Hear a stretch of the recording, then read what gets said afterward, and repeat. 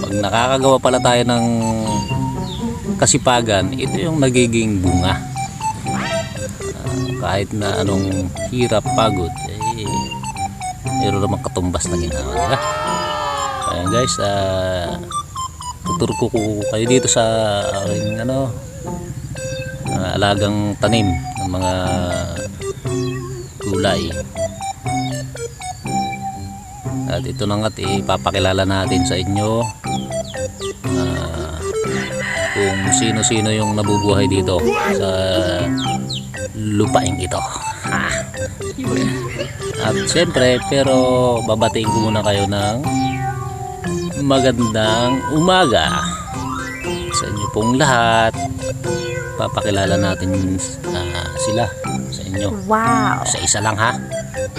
At siyempre,